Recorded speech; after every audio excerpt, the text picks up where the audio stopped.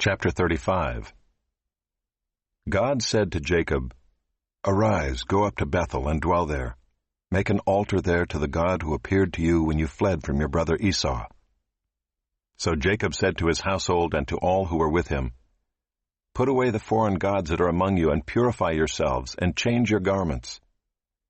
Then let us arise and go up to Bethel, so that I may make there an altar to the God who answers me in the day of my distress, and has been with me wherever I have gone."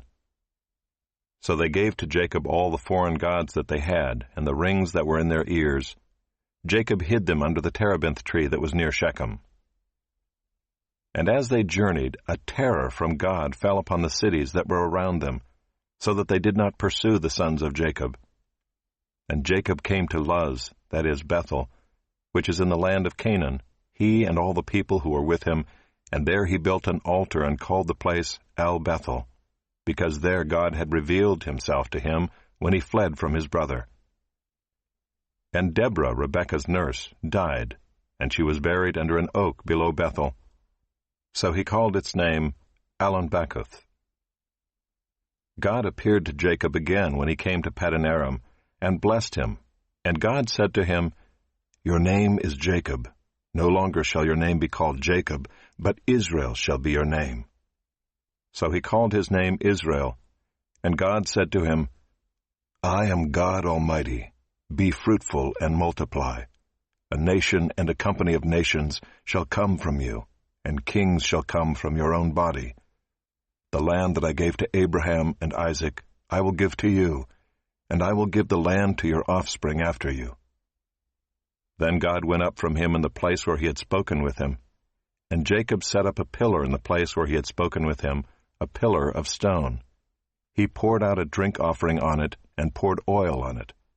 So Jacob called the name of the place where God had spoken with him, Bethel. Then they journeyed from Bethel. When they were still some distance from Ephrath, Rachel went into labor, and she had hard labor. And when her labor was at its hardest, the midwife said to her, "Do not fear, for you have another son." And as her soul was departing, for she was dying, she called his name Ben-Oni, but his father called him Benjamin. So Rachel died, and she was buried on the way to Ephrath, that is, Bethlehem, and Jacob set up a pillar over her tomb. It is the pillar of Rachel's tomb, which is there to this day. Israel journeyed on and pitched his tent beyond the Tower of Eder.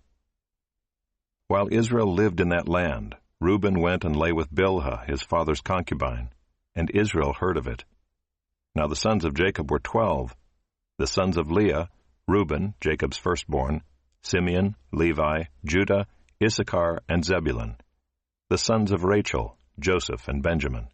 The sons of Bilhah, Rachel's servant, Dan and Naphtali.